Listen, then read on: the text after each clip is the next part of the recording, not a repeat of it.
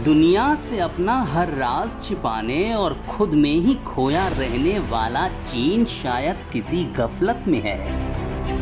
चीन को लगता है कि दुनिया में तरक्की सिर्फ वही कर रहा है, बाकी देश तो गड्ढे खोदने और भैंस चराने में व्यस्त हैं। मतलब चीन खुद को 2020 वाला और भारत को 62 वाला ही समझ रहा है। शायद यही सोचकर उसने तिब्बत में अपने सैनिकों को ट्रेन करने के लिए मार्शल आर्ट ट्रेनर भेजे हैं। चीन इसके जरिए भले ही माइंड गेम खेलने की कोशिश कर रहा हो, लेकिन भारतीय सेना के घातक कमांडो तो पहले से तैनात हैं।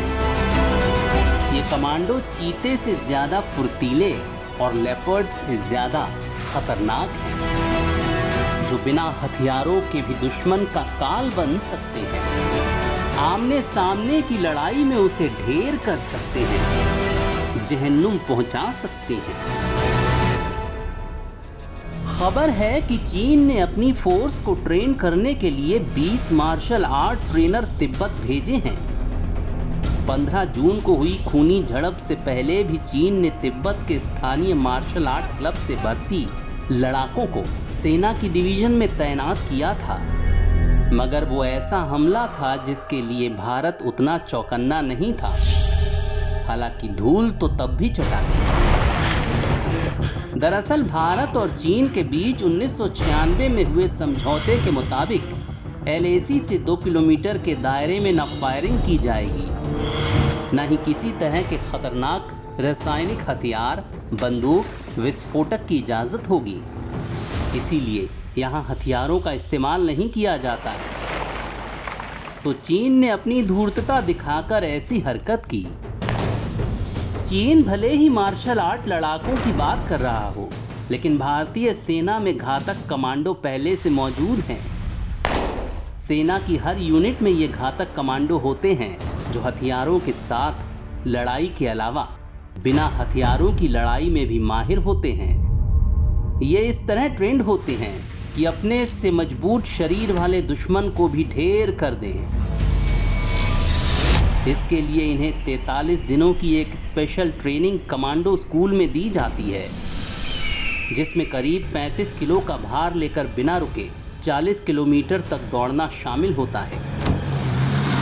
ये ट्रेनिंग इन्हें शारीरिक तौर पर मजबूत करती है। इन्हें हर तरह के हथियारों की ट्रेनिंग के साथ ही गुत्थम गुत्था लड़ाई के लिए भी ट्रेन किया जाता है। ये मार्शल आर्ट में भी माहिर होते हैं। कमांडो स्कूल की ट्रेनिंग के बाद भी जब ये यूनिट में तैनात होते हैं तो वहाँ भी इनकी ट्रेनिंग होती है। हाई एल्टीट्यूड वाले इलाकों के लिए अलग तरह की ट्रेनिंग और रेगिस्तानी इलाकों के लिए अलग तरह की ट्रेनिंग होती है। यूं तो एक यूनिट में घातक टीम में एक ऑफिसर, एक JCO सहित करीब 22 जवान होते हैं, लेकिन लगभग एक पूरी घातक टीम बैकअप में भी होती है। इस तरह एक यूनिट में हर वक्त 40 से 45 घातक कमांडो होते हैं।